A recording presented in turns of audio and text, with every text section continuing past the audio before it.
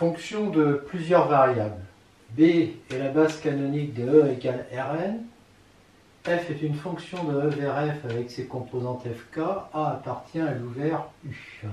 On dit que F est différenciable en A s'il existe une application linéaire grand L de E vers F telle que limite quand x tend vers A de 1 sur norme de x moins A, ça c'est la norme dans E, de f de x moins f de A moins f de x moins A est égal à 0 de f. Ce qui équivaut à dire, en faisant le changement x égale A plus h, ce qui veut dire qu'on prend un h qui appartient à moins A plus u, que limite quand h tend vers 0 de 1 sur norme de h, f de a plus h moins f de a moins l de h est égal à 0 de f. F est différenciable en A, ça équivaut à dire qu'il existe L appartenant à L de f, tel que f de a plus h est égal à f de a plus L de h, plus norme de h epsilon de h, où epsilon est une fonction de moins a plus u vers f, continue en 0, et tel que epsilon de 0 de e est égal à 0 de f.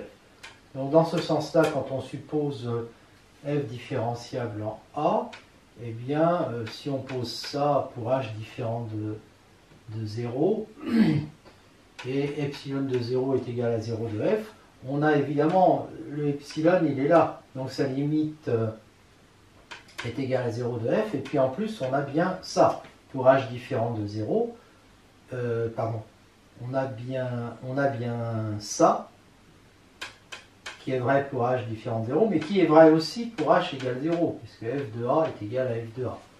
D'accord? Donc on a bien le résultat. Et dans l'autre sens, si on suppose ça, si on suppose ça en fait, donc je fais passer de l'autre côté, ça me fait ça, et donc pour h différent de 0, j'ai ça, qui est égal à un epsilon de h, et epsilon de h, on sait qu'il est continu en 0, donc sa limite va être égale à 0, parce qu'en plus, h de 0 est égal à 0. Donc f est différenciable en A. L'unicité de l'application linéaire, on suppose qu'il y en a deux, donc elles ont toutes les deux ça, et donc limite de h sur norme de h quand h tend vers 0 de e est égal à 0 de f. Bon. H évidemment c'est une application linéaire, on traduit ça par ça, d'accord, et on prend n'importe quel t appartenant à e différent de 0. Donc on considère h égale nu, de celui-là, t sur norme de t. Alors la norme de h est égale à nu, et donc puisqu'elle est égale à nu, j'ai ça, j'ai donc ça, d'accord. H de t, c'est bien, puisque t est égal à ça, h de t c'est nu, h de t sur norme de t, donc sa norme à h de t, ça va être nu norme de h de t sur norme de t, d'accord, et là je vais remplacer là-dedans, et norme de h ça fait nu, d'accord, donc en simplifiant, ça me donne que ça est inférieur à epsilon.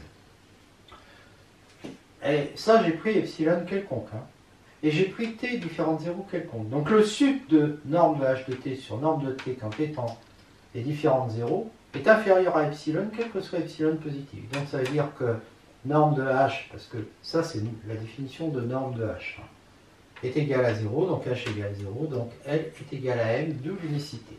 L est appelée la différentielle de f en A, on note, la notation c'est celle-là. On dit que f est différenciable sur U, si f est différentiable en A, quel que soit A appartenant à U, on définit alors la différentielle df de f sur U par l'application qui a A appartenant à U, fait qu'on corresponde la différentielle en A, qui est une application linéaire. F est différenciable en A, implique que f est continu en A, donc si f est différenciable sur U, elle est continue sur U.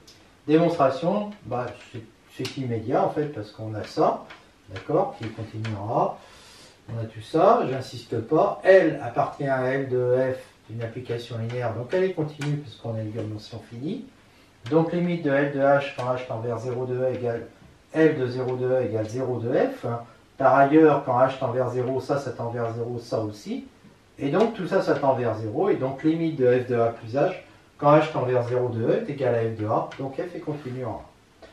Voilà, et puis dernière chose, si f est une application linéaire, alors elle est différenciable sur e, Et df est l'application qui a A appartenant à E associe f. Autrement dit, c'est une application constante. Donc f qui appartient bien à L de f. Démonstration, f de A plus h, f est linéaire, donc c'est égal à ça. Et je peux toujours rajouter ça en disant que epsilon est partout nul. Hein, c'est la fonction nulle. Donc elle est continue, epsilon, et puis elle vaut 0 en 0. D'accord ? Et puis f est linéaire. Bon, bah ça y est, c'est terminé. Hein. On sait, grâce à l'unicité, qu'il n'y en a qu'une qui vérifie ça. Et donc ça veut dire que f est différenciable en A, et que sa différentielle en A, c'est petit f. Et c'est...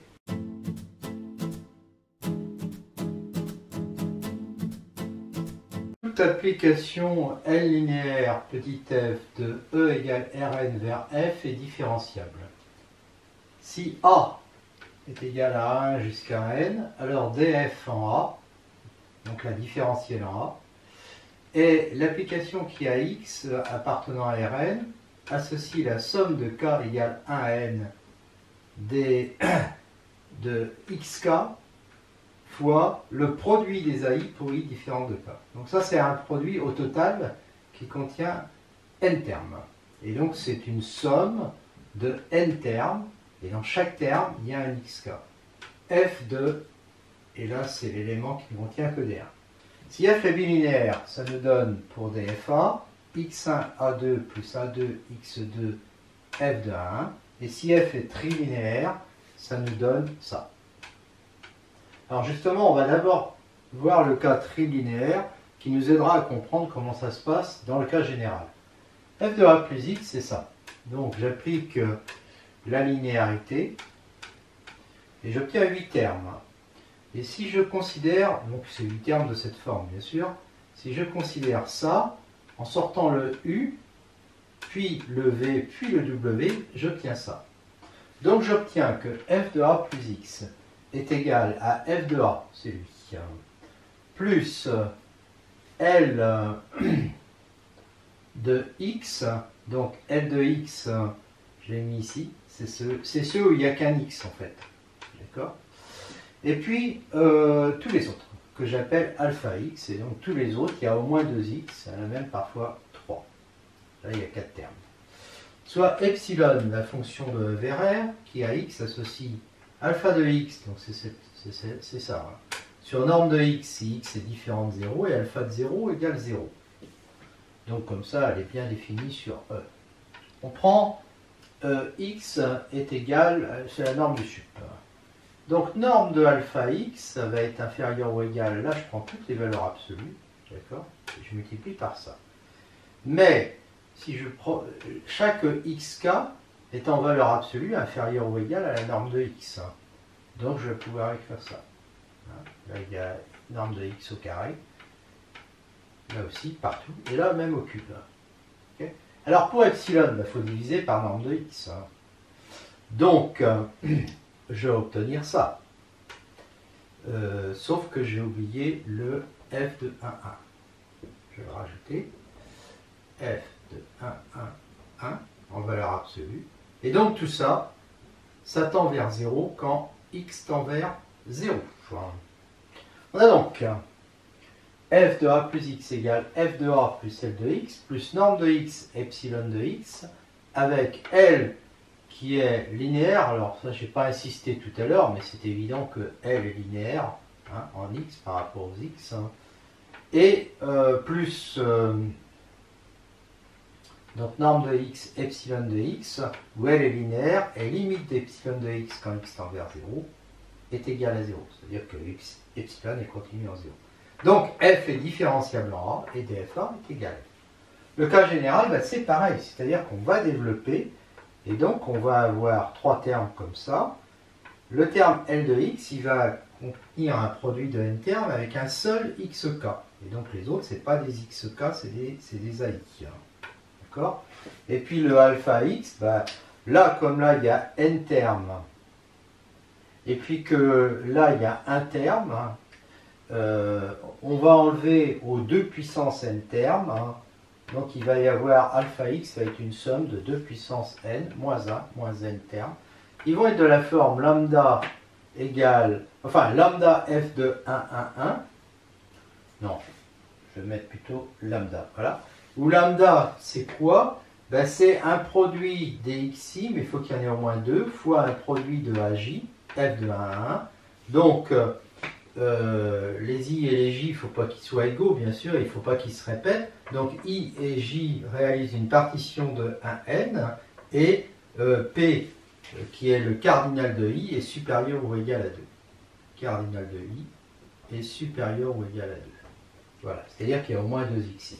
Donc, chaque valeur absolue de alpha, de lambda, va être inférieure ou égale à un produit des valeurs absolues des xi pour i appartenant à i, fois le produit des valeurs absolues des aj pour j appartenant à j, multiplié par valeur absolue de ça. Ça, il n'y a pas d'x là-dedans, je l'appelle k. D'accord? Alors évidemment, ça change en fonction du terme, hein, mais je l'appelle k. Et je vois que ça va être inférieur ou égal à k x puissance p, puisque dans ce terme en lambda, on a p terme, puisque le cardinal de i, c'est, enfin, on a pxi, puisque le cardinal de i, c'est p. Donc, ça va être inférieur ou égal à ça, puisque chaque valeur absolue de xi est inférieure ou égale à norme de x si on prend la norme du sup. Ok? Donc, ça, epsilon qui est égal à ça, si x différent de 0, alpha 0 égale 0. Bon, bah évidemment, on a ça. Epsilon de x est une suite de lambda sur norme de x. D'accord? Donc, epsilon de x en valeur absolue est une somme finie de termes en k. Ils étaient chacun de la forme comme ça. Quand on les divise par norme de x, ça va être ça. Mais le p-1, ici, il est supérieur ou égal à 1. Donc, chacun de ces termes, hein, je rappelle qu'ils sont 2 puissance n moins 1 moins n, tend vers 0. Donc, la limite d'epsilon x quand x tend vers 0 est égale à 0. Donc, comme on a ça, et puis que L est linéaire, hein, d'accord? Donc, L appartient à L de E et R, eh bien, on en déduit que f est différentiable en A, et que sa différentielle en A, c'est égal à L. Si f est différentiable en A, alors f a des dérivées suivant tout vecteur v appartenant à E, et la dérivée de f en A suivant v est égale à la valeur prise par sa différentielle en v. Réciproque fausse. Démonstration. F de A plus H égale F de A plus L de H plus norme de H, epsilon de H ou epsilon défini sur moins A plus U à valeur dans F. Et continue en A et vérifie epsilon de 0 égale 0.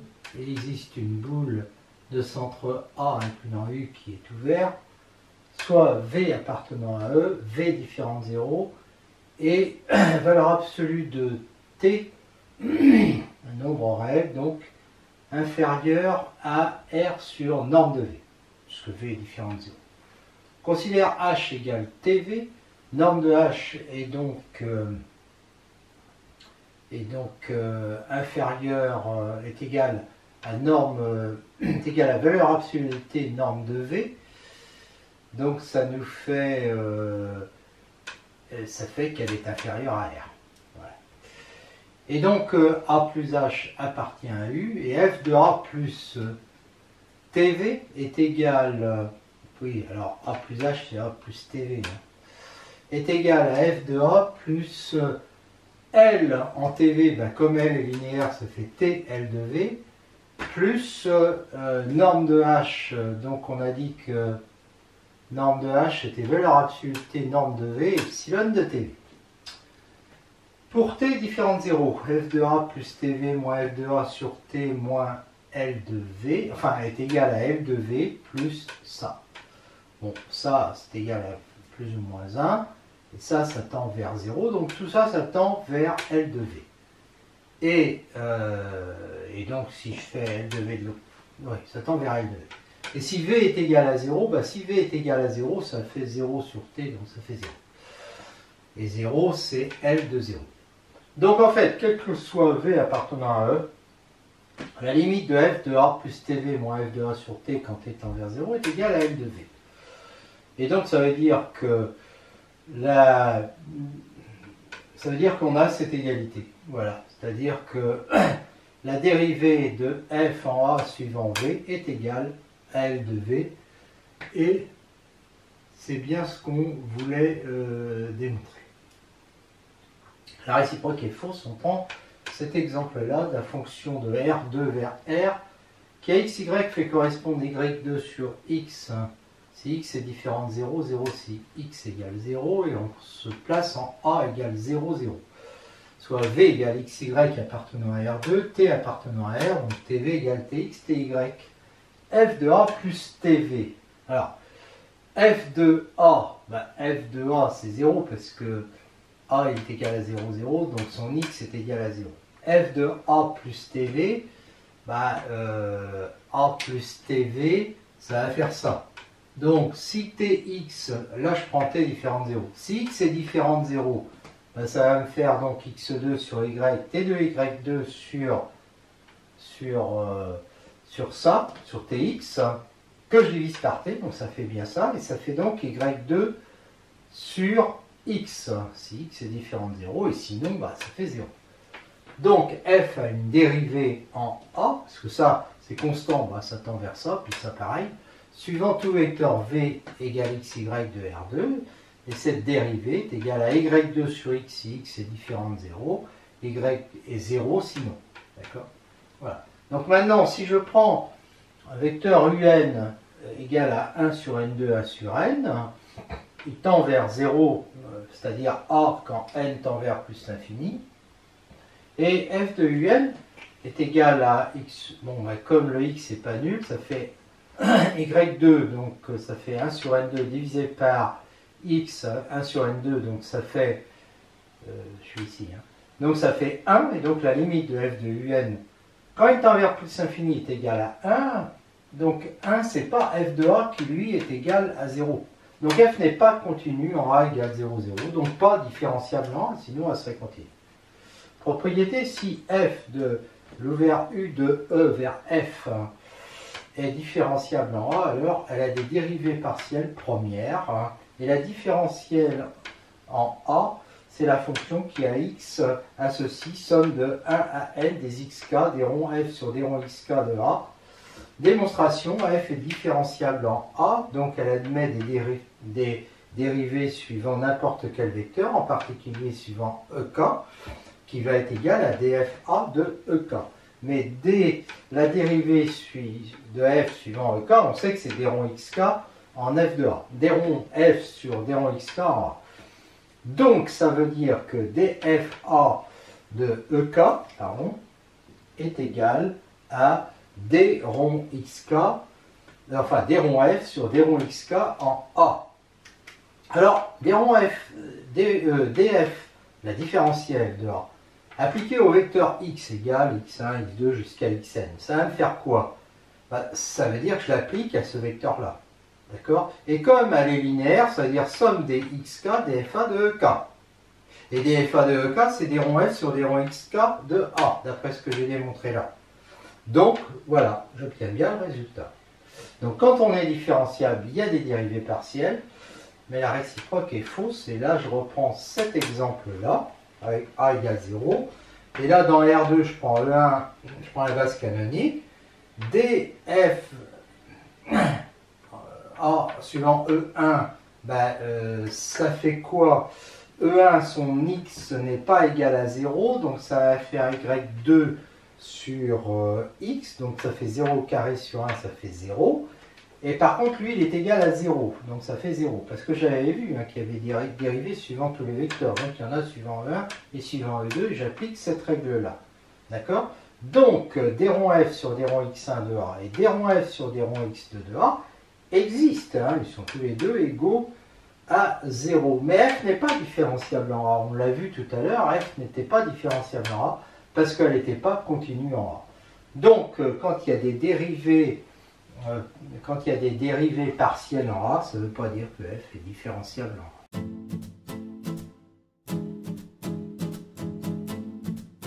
Notation B, base canonique de E, B étoile la base duale qu'on va noter comme ça, c'est-à-dire dxi égale EI étoile. Je rappelle que les EI étoiles, c'est des formes linéaires, donc des applications linéaires de Rn vers R. Ici, EI étoile de x, ça nous fait xi qui appartient à R. Si f est différenciable en A, on a vu que dfa que j'applique x est égal à ça.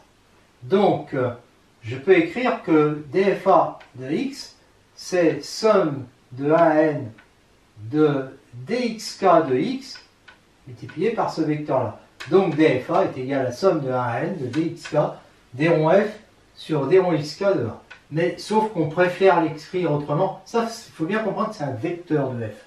Alors les vecteurs, on les met toujours à droite. D'accord? Ça, c'est une application. Il faudrait l'écrire comme ça, mais on préfère l'écrire comme ça. C'est une notation, de toute façon. C'est une notation qui signifie que dfa de x est égal à la somme des xk, d rond f sur d rond xk en A. Démonstration. Pas démonstration. Exemple de fonction différenciable. Première. X donne norme de x au carré, donc une application de Rn euclidien vers R. Bon, f de a plus h, c'est égal à norme de a plus h au carré, que je peux écrire comme ça, et je vois donc apparaître ça, avec L de h qui est égal à 2AH, et ça je ne l'ai pas écrit, donc je vais l'écrire, et L de h est égal à 2AH. Alors, epsilon de h est égal à ça, et continue. L appartient effectivement, c'est linéaire en h, donc ça appartient bien à L de ER, c'est une application linéaire de E vers R. Donc on peut dire que f est différenciable et que dfa de h, c'est 2AH. C'est 2AH. Donc ici, dfa de x, c'est 2AX, qui est bien linéaire. Alors le deuxième cas, bon, ça sort un petit peu de ce qu'on a dit, parce que nous, on s'est intéressé qu'à E égale R puissance n et F égale R puissance P. Là, je m'écarte un peu en prenant cet espace-là, qui est celui-là, enfin, et F qui est égal à Mn de R. Et à deux matrices, comme ça, un élément de cet espace, c'est un couple de matrices. On associe leur produit.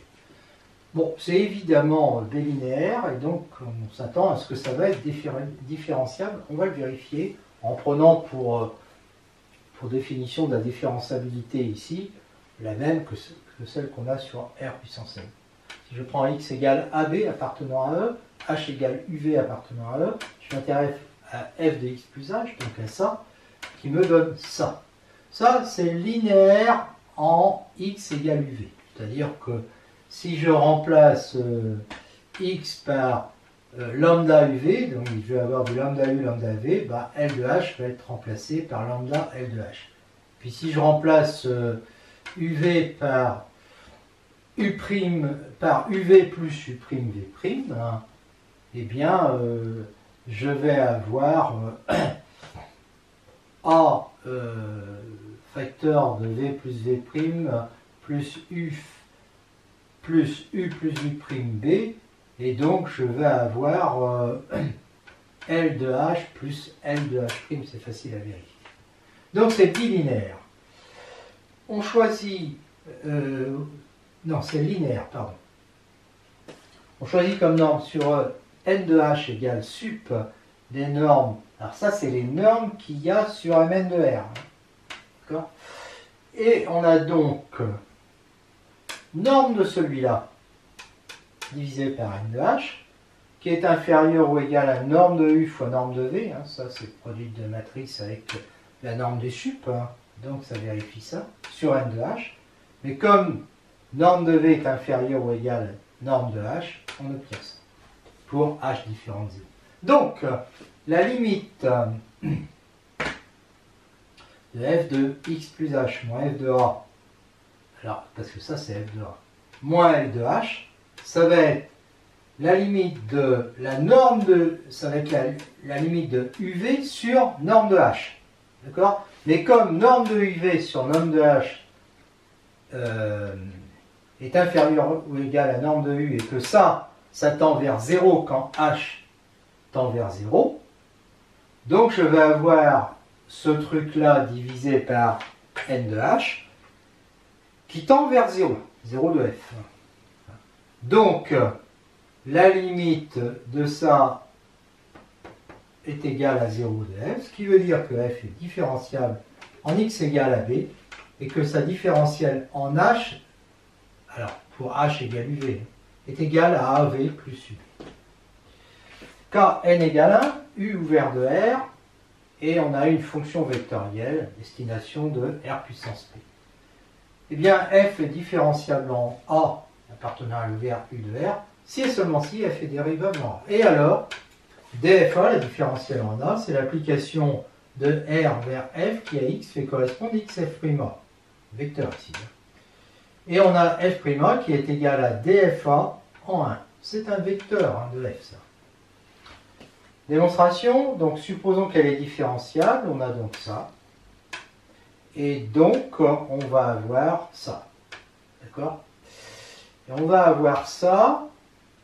Et dfa de h, c'est h', je sors le h, ça se supprime, ça fait dfa de 1. Plus ça. Ça, c'est égal à plus ou moins 1, et ça tend vers 0. Donc le résultat tend vers dfa de 1. D'accord? Donc ça prouve bien que f est dérivable, et puis sa dérivée, ça va donc être dfa de 1. Maintenant, réciproquement, si f est dérivable, j'ai ça. Alors, je remarque que ça, c'est une application linéaire, que j'appelle grand L.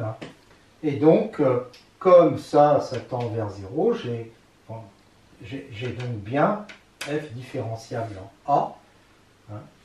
Parce qu'à la place de mon norme de h, ça consiste à multiplier le epsilon par plus ou moins 1, et donc de toute façon, ça va tendre vers 0.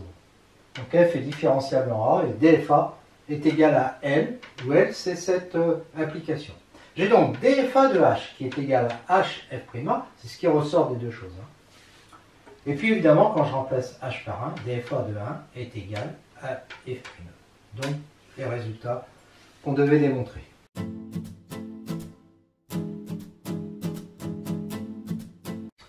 Soit f, une application de l'ouvert u de e égale Rn vers grand F égale Rp, b une base canonique de f, et fk les composantes de f dans cette base. F est différenciable en a si et seulement si chaque fk est différenciable en a. Et alors dfa, c'est l'application linéaire de e vers f, dont les composantes sont les applications linéaires des fk de a, qui sont des applications linéaires de e vers r. Démonstration, on a ça, d'accord? Et donc on fait la projection sur la kème composante, sur ek donc, et on a traduction, fk de a plus h égale fk de a plus la kème composante en h plus h, la kème composante en epsilon k. dfa, la kème composante en h, elle provient, en fait, c'est quand on projette, donc c'est πk rond dfa en h. Et πk, c'est celle qui à x fait correspondre xk, qui est linéaire. Donc là, on a composition de deux linéaires. Donc, dfa, la kème composante est linéaire de e vers r. Limite de epsilon de h quand h tend vers 0 de e, ben c'est epsilon de 0 de e, c'est 0 de f. Donc, quel que soit k, on a la même chose. D'accord? Et là, j'aurais pu dire que c'était égal à epsilon k de 0 de e. Donc, fk est différentiable en a, et df et sa différentielle en a, c'est πk rond dfa d'après ce qu'on vient de voir. Réciproquement, si quel que soit k allant de 1 à p, on a ça, qui exprime la différenciabilité de fk en a. Alors je ne l'ai pas écrit, mais les epsilon k sont définis sur moins a plus u, ils valent 0 en 0, pardon, et 0 donc de r en 0 de e, et limite des epsilon k de h quand h tend vers 0 de e est égale à 0. Soit L, l'application linéaire de composante, celle-là, parce que ça, c'est des applications linéaires de E vers R. Donc, j'obtiens une application linéaire. Donc, j'obtiens ça, en fait. Hein, c'est l'application qui a H qui correspond donc L de H égale somme des DFK de A de H EK. Donc évidemment elle est linéaire parce que toutes celles-là sont linéaires. Et si j'appelle epsilon la fonction de coordonnées epsilon k, je fais la même chose que là en fait. Hein. On a ça. Et comme on a, alors ça, on a ça quel que soit k, donc ça me donne f de a plus h égale f de a plus L de h que j'ai dit tout à l'heure, plus norme de h, epsilon de h. Bon, bah, comme elle est linéaire, f est différenciable en a. Et df de a est égal à L, c'est-à-dire l'application linéaire de composantes les dfk de a. Matrice jacobienne, toujours la même chose, avec deux bases, une base pour E, une base pour F. Si H est égal à ça, dFA de H, on l'a vu, est égal à ça. D'accord? Et d rond F sur d rond XJ de A, c'est pour composant les d rond FI sur d rond XJ de A. Composant dans RP, dans R puissance P. D'accord? Si F est égal à FI. La matrice Pn de dFA est donc JF de A égale, voilà, les termes A et J, c'est cela. D rond FI sur D rond XJ en A. I étant la ligne, J la colonne. Et donc c'est une matrice Pn et non pas une matrice NP. On l'appelle matrice jacobienne de F en A. Je l'ai écrite ici. Voilà. Je vous laisse vérifier. Le jacobien, c'est dans le cas n égale P. Donc E égale F avec une seule base, hein, F de U vers E, différenciable en A. Le déterminant de la matrice carrée, c'est-à-dire de la matrice jacobienne, est appelé jacobien. Et on le note comme ça. Propriété, si F et G sont deux applications définies sur l'ouvert U de E égale Rn à direction de F égale Rp, toutes les deux différenciables en A, qui appartient à U, et lambda mu appartenant à R, alors lambda f plus mu g est différentiable en A, et la différentielle de lambda f plus g plus mu g en A est égale à lambda fois la différentielle de f en A plus mu fois la différentielle de g en A. Donc ça veut dire, pour ce qui est des jacobiens, que le jacobien de lambda f plus mu g en A est égal à lambda le jacobien de f en A plus mu le jacobien de g en A. Démonstration, on a ça et on a ça, avec classiquement les epsilon alpha, E de moins A plus U vers F, nul et continu en 0 et non pas en A. Eh bien je pose U égale lambda alpha plus mu bêta, qui est donc nul et continu en 0 de E. Lambda F plus mu G de A, ben, je multiplie tout ça par lambda et tout ça par mu. Ça va me faire ça, plus L de G, je vais dire ce que c'est après, plus norme de H, U de H. D'accord? Le L, ben, c'est lambda dFA de H, plus... alors, le L de H, c'est lambda dFA de H, plus mu dGA de H. Donc le L va être égal à ça. Comme ça, c'est une application linéaire et ça aussi. J'obtiens ici une application linéaire. Bon, bah, puisque j'ai ça, avec ça qui tend vers 0, il a une application linéaire. Lambda f plus mu g est donc différentiable en A. Et la différentielle de lambda f plus mu g en A, ben c'est grand L, c'est-à-dire lambda dFA plus mu dGA.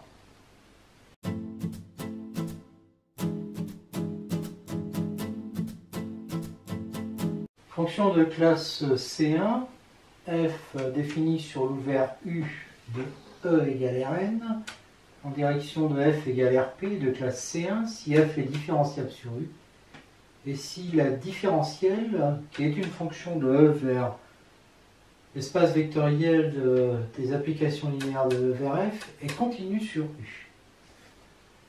F de U vers F, si petit f a des dérivées partielles sur l'ouvert U. Et si elles sont continues en A, qui appartient à l'ouvert U, alors f est différentiable en A. Si f a des dérivées partielles sur tout U, et qu'elles sont continues sur tout U, alors f est différentiable sur U, et df est continu sur U. Autrement dit, f est de classe C1 sur U. Démonstration, f a des composantes fj, j compris entre 1 et p, et on sait que d rond f sur d rond xk, puisque ça existe sur U, a pour composante les dérons FJ sur dérons XK. Donc en fait, il y a des dérivées partielles. Dire qu'elles sont continues en A, c'est équivaut à dire que chacune est continue en A. Et démontrer que f est différenciable en A, ça équivaut à dire que chaque FJ est différenciable en A. Ce qui veut dire que il suffit de prouver le résultat pour chaque FJ, donc on s'en ramène en fait au cas de f fonction de l'ouvert U de Rn vers R. Donc on prend A appartenant à U, il est inclus dans une boule de centre A qui est inclus dans U, et les dérons f sur dérons xk sont continus en A, donc quel que soit epsilon positif, il existe nu positif inférieur à nu0, tel que norme de h inférieure à nu, alors implique que dérons f sur dérons xk en A plus h, moins dérons f sur dérons xk en A, est en valeur absolue, puisqu'on arrive dans R, inférieure à epsilon sur n. Alors la norme de h, c'est la norme du sup des hk. Prenons donc cette norme inférieure à nu pour avoir ça. F de A plus H moins F de A. F de A plus H, c'est ça. Pour arriver à moins F de A qui est ici, je fais d'abord ça, puis je repars de ça, moins ça, et je décale à chaque fois. D'accord? Et donc j'ai affaire à des termes là qui sont tous pareils. Il y a juste un décalage ici. J'appelle ça gk de x, donc c'est f de a1 plus h1 jusqu'à a k-1 plus h k-1 x ak plus 1 jusqu'à n. Il est dérivable pour x moins ak en valeur absolue inférieure à nu, et sa dérivée, ça va être la dérivée partielle, donc dérivée suivant xk, dérons f sur dérons xk, en a1 plus h1, etc. Voilà. Alors, gk, puisque cette fonction elle est continue, elle est dérivable sur ça, eh bien, on peut appliquer le théorème des accroissements finis, et donc on a gk de ak plus hk moins gk de ak, qui est égal à hk g' k de ck, où ck est comme ça, ou comme ça, suivant que hk est positif ou négatif. En tout cas, ck moins ak, lui, va être inférieur à hk, donc inférieur à nu. Alors, si je considère lambda égale f de a plus h moins f de a moins ça, parce que je veux démontrer que c'est ça la différentielle, eh bien ça va être égal à la... Alors, le f de a plus h, c'était ça, hein, c'était la somme des gk là que j'avais, des gk de ak plus h moins gk de ak, hein, chaque truc là c'était un gk de ak plus h moins gk de ak, mais on a vu que c'était ça. Donc c'est une somme de hk des ronds f sur des ronds xk sur ça, donc, que je vais appeler uk, donc uk c'est ça, moins, j'ai dit que, oui j'enlevais ça, donc moins tous ces trucs là. Je mets les hk en facteur à chaque fois, et puis là je vais dire que d'abord je vois que uk moins ak, il a pour coordonnées les hk partout qui sont inférieurs à nu, sauf ici, mais ck moins ak est aussi inférieur à nu, d'accord? Donc en fait j'ai uk moins a qui est inférieur à nu, donc j'ai ça, d'accord? Donc j'ai ça. Et maintenant, comme j'ai ça, ça va être inférieur ou égal à la somme des valeurs absolues de hk multipliée par la valeur absolue de ça, qui est inférieure à epsilon n. Là, il y a n termes. Et là, le hk, à chaque fois, norme du sup, est inférieur ou égal à norme de h. Donc ça fait n norme de h, epsilon sur n égale donc norme de h, epsilon. Voilà. Donc si je divise tout ça par norme de h, puisque c'est inférieur à epsilon, j'obtiens donc quel que soit epsilon positif. Donc j'obtiens donc que la limite quand h tend vers 0 de ça est égale à 0. Voilà. Mais alors cette partie-là, c'est une partie qui est linéaire suivant les hk, donc qui appartient à L de Rnr. Donc ça veut dire que f est différenciable, et que sa différentielle en A, c'est la somme de 1 à n C'est la fonction qui a aux HK, c'est-à-dire à H qui correspond à ça, c'est-à-dire c'est la somme de 1 à n de d rond f sur d rond xk de A, dxk, hein, la notation dxk, c'est-à dire k étoile. Donc s'il est d rond f sur d... Alors voilà, et donc là c'est terminé, j'ai démontré qu'elle était différentielle. Maintenant, dans le deuxième cas, là, si les dérivées partielles sont continues sur tout U, alors là je vois que la différentielle, donc c'est A appartenant à U donne d rond f sur d rond xk en A. Non, ce que je peux dire, c'est que puisque les dérivées partielles sont continues, ça, donc d rond f sur d rond xk continue sur U, et donc ça veut dire que df, qui est la somme de ces trucs-là dk, va être continue sur U. D'accord? Donc, c'est-à-dire la fonction qui a A fait correspondre ça va être continue parce que tout ça c'est continu. Voilà. Donc j'obtiens une fonction qui est de classe C1 sur U. Donc si les dérivées partielles sur U sont continues, alors f est différentielle et sa différentielle est continue. Donc ça veut dire que f est de classe C1.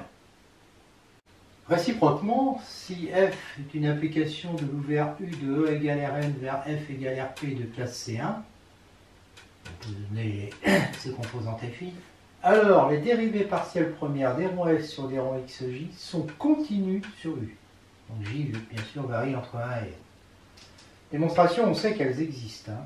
On sait que quand une fonction est différentiable, elle a des dérivées premières. Donc, et que dfa appartient à L de f.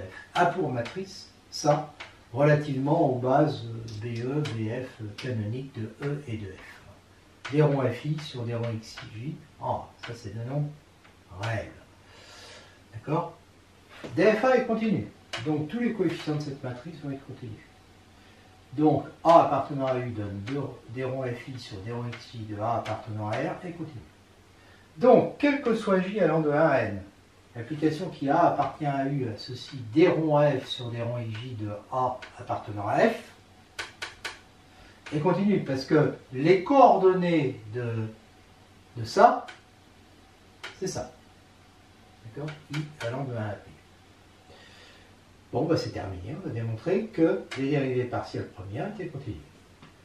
La conséquence, hein, comme on avait déjà démontré que quand elle avait des dérivées partielles premières continues, elle était de classe C1, bah on en déduit que si f de U, donc toujours l'ouvert de U de E égale Rn vers F est différentiable, alors elle est de classe C1 si et seulement si ces dérivées premières sont continues.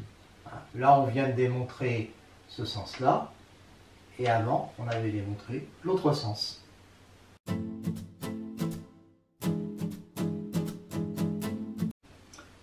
Voyons sur un exemple comment on calcule la différentielle.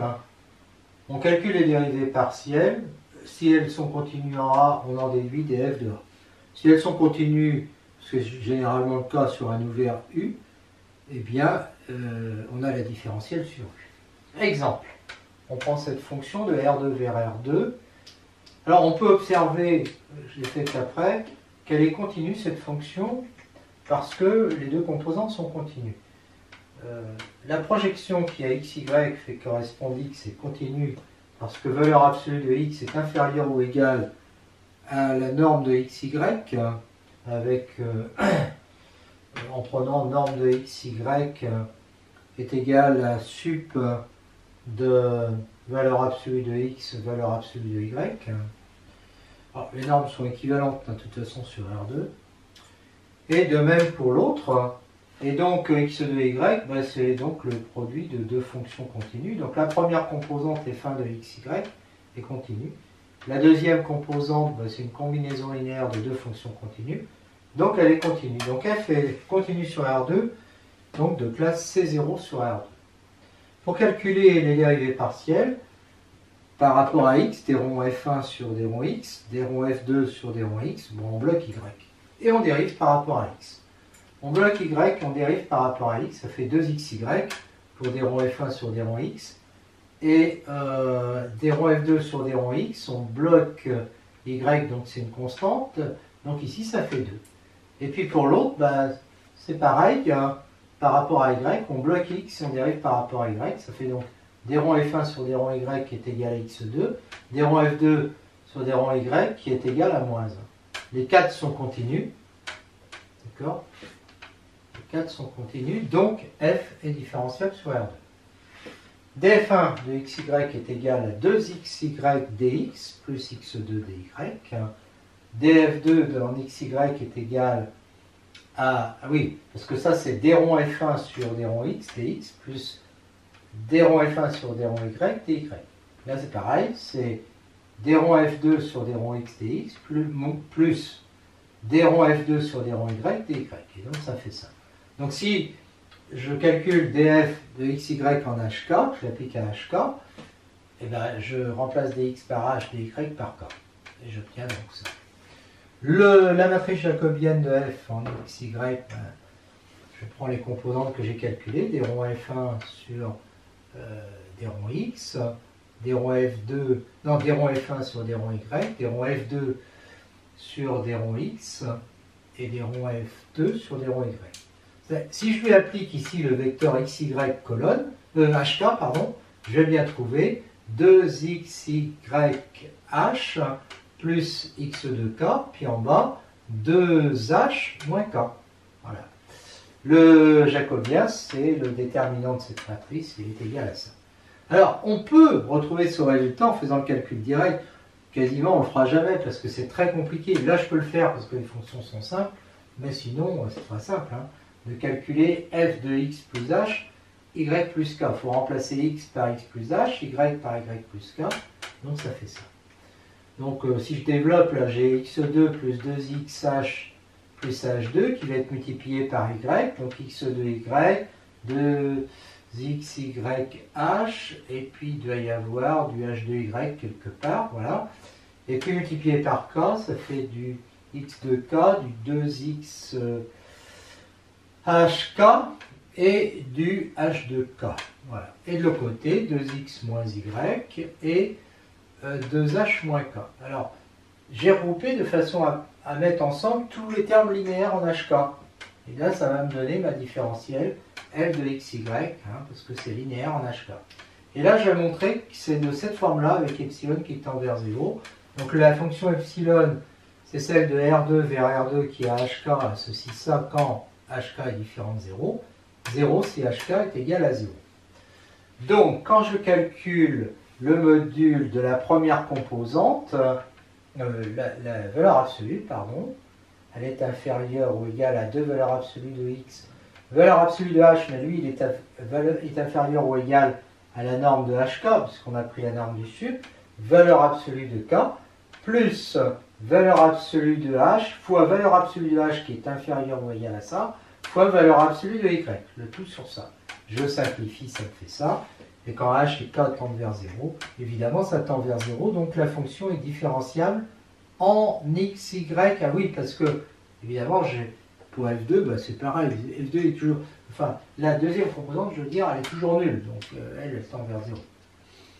Donc, la différentielle de xy en xy, c'est la fonction L. Donc, c'est la fonction qui a hk, ceci, ça. Et là, je vois bien que je retrouve exactement la même chose. Mais bon, c'est beaucoup plus long.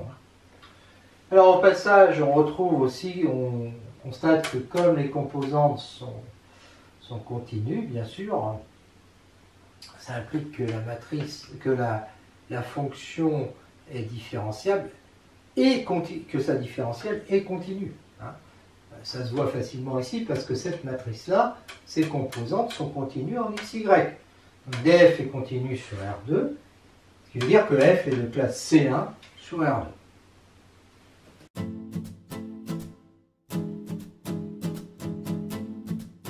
Composition, on a une fonction f définie sur l'ouvert U de E égale Rn à valeur dans f égale Rp, G défini sur l'ouvert W de f à valeur dans G égale Rq, on suppose f de U inclus dans W A appartenant à U, B égale f de A, et on suppose f différenciable en A et G en B. Alors G rond f est différenciable en A, et la différentielle de G rond f en A, c'est la composée de la différentielle de G en B avec la différentielle de f en A. Démonstration, B appartient à W qui est ouvert, donc on peut trouver une boule de centre B qui est inclus dans W. Et comme F est continu en A, il existe une boule que j'ai appelée B1 de centre A qui est inclus dans U. On peut la prendre petite pour qu'elle soit inclue dans U, puisque U est ouvert. Et tel que F de B1 est inclus dans B2. Donc je prends H, vérifiant norme de H, alors je note comme ça, parce que H appartient à E, tel que sa norme soit inférieure à nu. Donc en fait, F de A plus H va appartenir à B1, donc F de A plus H à B2. Et là, j'explique que je traduis qu'elle est différentiable en A, F. Et là, je traduis que pour K assez petit, donc appartenant à B2, je traduis que G est différentiable en B. Et maintenant, je dis que G rond F de A plus H, en prenant toujours le H comme ça, c'est G de F de A plus K de B, ou K de H, pardon, ou K de H, c'est F de A plus H, c'est pour dire que ça dépend de H, moins F de A. Bah oui. Donc le K, là j'ai appelé K, mais c'est K de H, est inférieur à R, parce que F de A plus H appartient à B2. Et K de H va être donc être égal à quoi? K de H,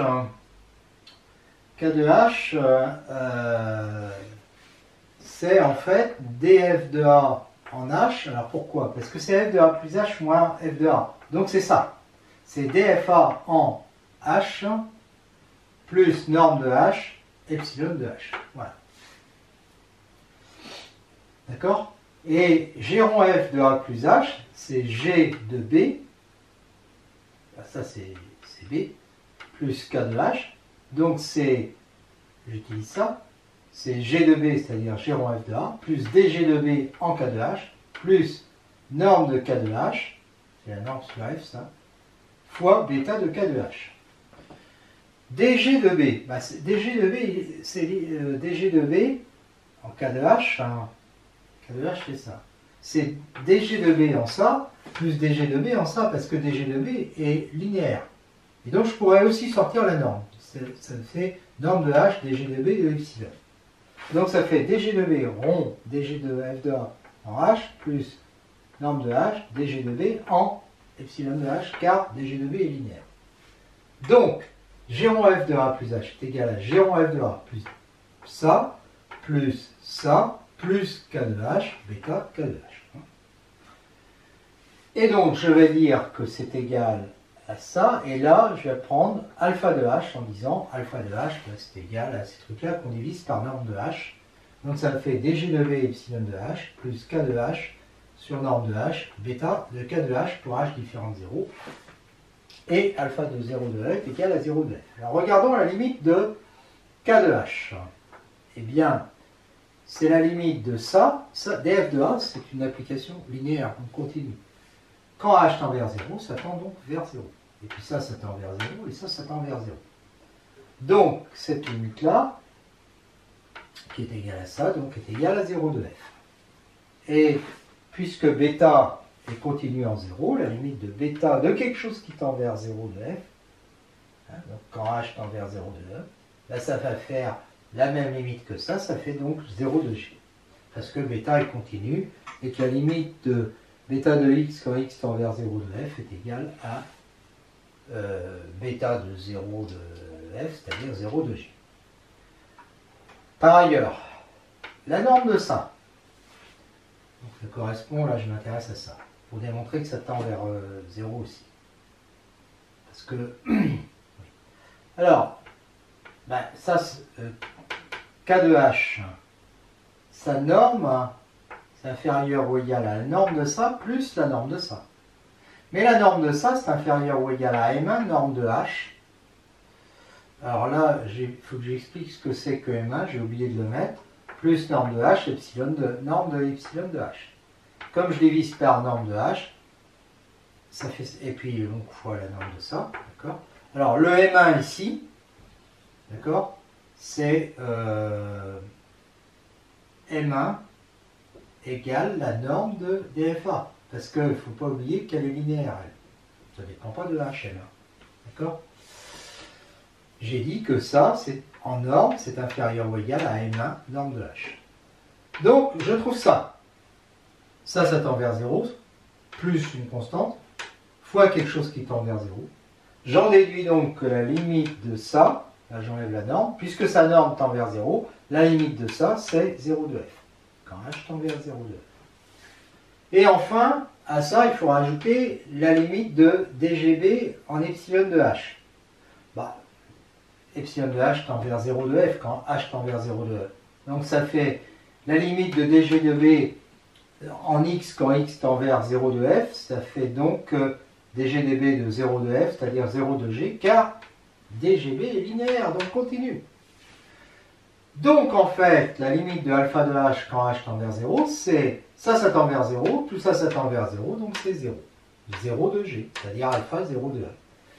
Donc j'ai ça, avec alpha de h qui tend vers 0, et puis ça qui est linéaire parce que c'est composé de deux fonctions linéaires. Donc g rond f, donc dg de b rond df de a, ça appartient à l de g. Donc j'en déduis que g rond f est différenciable en a et que dg rond f de a est égal à ça. dg de b rond dg de df de a, c'est-à-dire dg en f de a rond df de a. Voilà. Conséquence, si f est différenciable sur u et g différentiable sur w, donc en tout a appartenant à u, j'en déduis que g rond f est différenciable en tout a appartenant à u, donc différenciable sur u. Et évidemment, quel que soit a appartenant à u, j'ai ça. Donc voilà.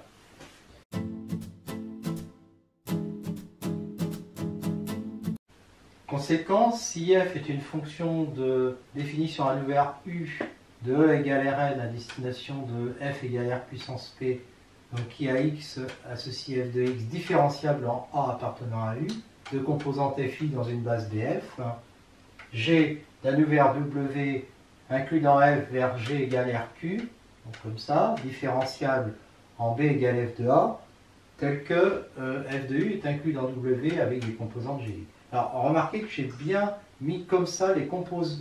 Ici, les composantes de la variable x, je les écris xk. Les composantes de la variable y, je les écris yk. J'aurais pu mettre ici aussi x égale x1 jusqu'à xp, mais je ne voulais pas mélanger. G rond f est différentiable en a, et on sait que la différentielle de G rond f en a, c'est la composée de la différentielle de g en b et de la différentielle de f en a.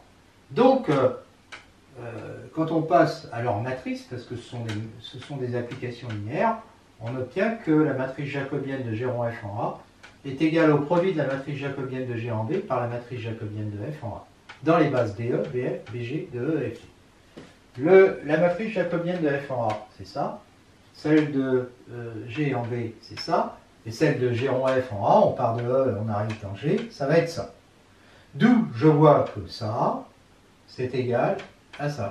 C'est-à-dire que là, j'ai appliqué la formule de multiplication des matrices, c'est-à-dire j'obtiens un coefficient en IJ qui est somme des AIK BKJ. Cas particulier, dérivé le long d'un arc gamma, donc j'ai un arc gamma, c'est-à-dire une fonction vectorielle qui a t appartenant à i associe gamma de t, appartenant à u, ouvert de e égale Rn, qui est dérivable en t0. Et j'ai une fonction f qui, à la variable x appartenant à u, associe f de x appartenant à f égale rp, différentiable en a, égale gamma t0. Gamma est alors gamma est différentiable en t0 parce qu'il est dérivable en t0. L'arc f égale petit f rond gamma est donc différentiable, c'est-à-dire dérivable, parce que là il s'agit d'une fonction vectorielle, en t0. Et on a f rond gamma prime en t0 qui est égal à d de f rond gamma en t0 appliqué à 1, c'est-à-dire dfa, ça c'est dfa rond d gamma en t0 que j'applique à 1. Et ça c'est gamma prime de t0. Voilà. Donc si je prends les coordonnées gamma k de gamma dans une base de E, je vais avoir f rond gamma prime de t0 qui va être égal à la somme des d rond f sur d rond xk en A. Et puis là c'est multiplié par hk, mais le hk il vaut gamma k, dérivé de gamma k en t0. Voilà. Proposition, si j'ai f de l'ouvert U de E égale Rn vers l'ouvert W de F égale Rp et G qui part de W vers G égale Rq, si f et g sont de classe C1, donc différentiable et leur différentiel continu, sur U et W, alors G rond f est C1 sur U. Alors, on sait déjà que G rond f est différentiable, hein, puisque f est différentiable sur tout U et G sur tout W. Donc G rond f est différentiable sur U. La fonction qui a A appartenant à U associe f de A appartenant à W est C1 car f est différentiable, donc continue. B appartenant à W associe DG de B appartenant à L de FG est continu parce que G est classe C1. Donc, quand je compose les deux, DG en F de A appartenant à U donne DG en F de A, donc ça appartient à L de FG, hein, est continu. L'application qui a A appartenant à U associe DF de A appartenant à L de F est continue parce que F est C1. Donc maintenant, quand je compose les deux, A appartenant à U donne DG de F de A rond dF de A, alors ça appartient à L de EG, va être continu. Donc, DG rond F, hein, qui a A appartenant à U associe DG rond F en A, mais DG rond F en A, on a vu que c'est DG de F de A rond dF de A, comme ça c'est continu, ben, ça va être continu. Et donc ça veut bien dire que G rond F est de classe C1. Exemple d'une différentielle, hein, E égale l'espace euclidien Rn avec le produit scalaire habituel, F, l'application de E moins 0 vers R, qui à x associe norme de x, donc supérieure strictement à 0. Et bien cette fonction f est différenciable, et df de x, donc la différentielle en x appliquée au vecteur h de E, ça nous fait 1 sur norme de x, produit scalaire xh, quel que soit h appartenant à E. Démonstration, f est la composée de deux fonctions, g et u la fonction qui a x, alors là je prends différent de 0, associe norme de x au carré, qui appartient à R plus étoile, elle est différenciable parce qu'elle est différenciable, on l'a vu, sur tout E. Et du de x appliqué en h, c'est 2 normes de xh, de produit vectoriel xh, pardon, quel que soit h appartenant à E. Et la fonction g, racine carrée, parce que nous, c'est pas norme de x au carré qu'on a, mais c'est norme de x, qui elle est dérivable, donc différentiable. Donc f égale g rond u est différentiable, alors attention, hein, sur E moins 0. Hein. Et sa différentielle, bah, c'est la formule classique. Donc, si je lui applique en h, ça fait dg en u de x, rond du en x, appliqué en h. Alors déjà, ça fait 2xh. Et c'est un réel que je peux appliquer. G' de x égale 1 sur 2 racines de x. Donc, dg de x en k, ça va être g' de x fois le réel k. Donc ici, le réel k, ça va être ça. Hein, quand je remplace dans cette formule. Donc ça me fait df de x en h qui va être égal à 1 sur 2 racines de u de x, parce que moi je suis en u de x, hein, fois le k qui vaut 2xh. Je supprime les deux, et je dis que racine de u de x c'est racine carrée de norme de x au carré, donc ça fait norme de x. Et donc j'obtiens ce résultat qui est vrai, quel que soit x appartenant à E privé de 0, et quel que soit h appartenant à E. Voilà le résultat que j'ai ici. Donc là, je peux le rajouter x différent de 0. Un autre cas particulier et important de composition, c'est quand j'ai une fonction f de composante fi qui va d'un vers u de E égale Rn vers E, et donc qui a x, je note ça comme ça, la variable associée à fi de y, et g qui va d'un ouvert w de Rn vers R, avec quand y est égal à ça, donc là je note y, la variable, donne g de y. On suppose classiquement f de u inclus dans w, f différentiable en a, et g en b égale f de a qui appartient à u, bien sûr. On sait que g rond f est différentiable en A, et on sait que ça, la composition des différentiels. Alors à partir de là, on va chercher des ronds g rond f sur des ronds xj. Alors, dfi en A appliqué à h.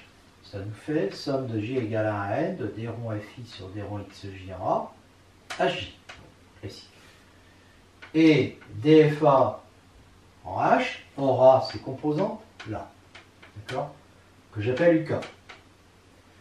dg de b en u va être égal à ça, classique aussi.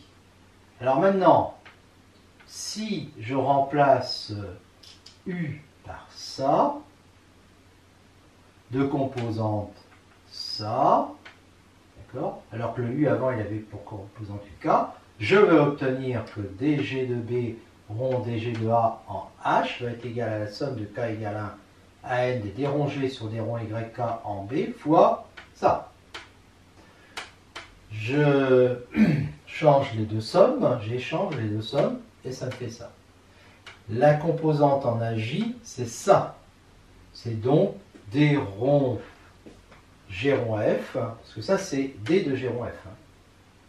Donc c'est D rond sur D rond XJ de G rond F en A, qui est donc égal à ça. Eh bien, vous regarderez les formules qu'on avait trouvées en multipliant les jacobiens. Dans le cas Q égale 1, c'est-à-dire une fonction d'abord une fonction f de Rn vers Rp, puis ensuite de Rp vers R, et vous verrez que c'est ça. D'ailleurs, ce résultat permet de retrouver les résultats obtenus par produit des matrices, c'est-à-dire ça permet de redémontrer les résultats qu'on avait avec les matrices.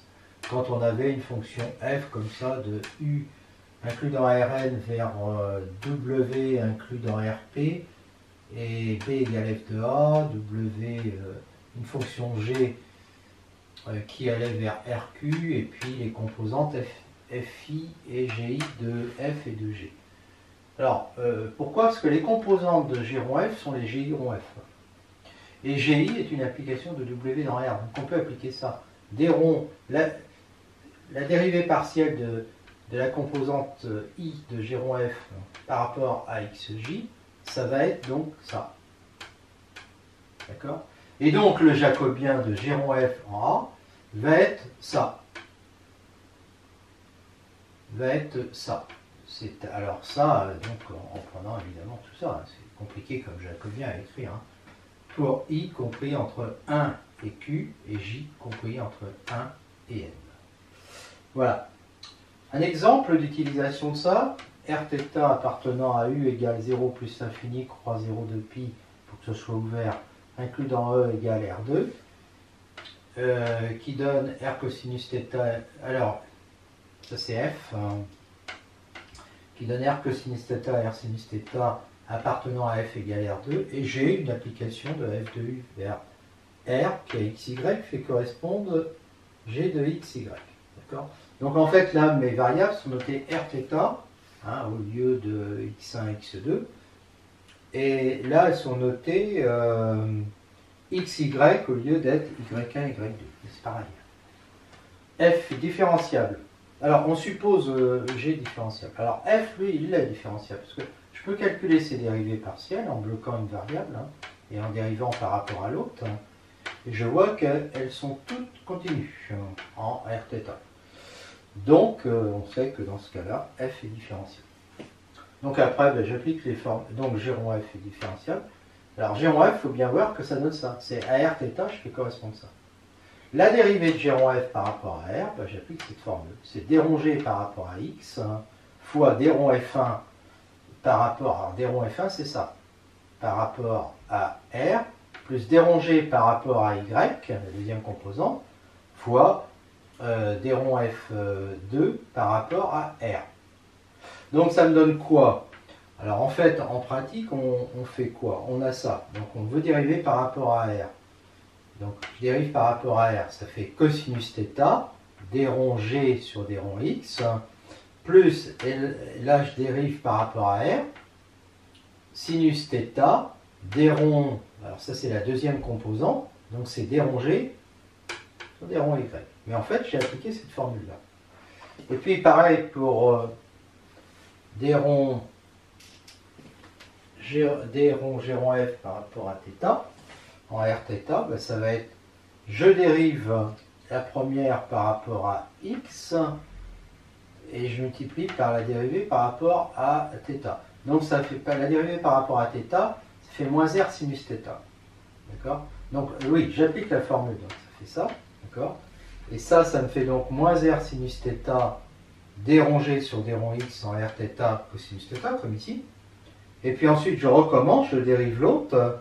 Donc je dérive R sinus θ qui me fait R cosinus θ dérongé par rapport à sur d rond y en R cosinus θ. R sinus θ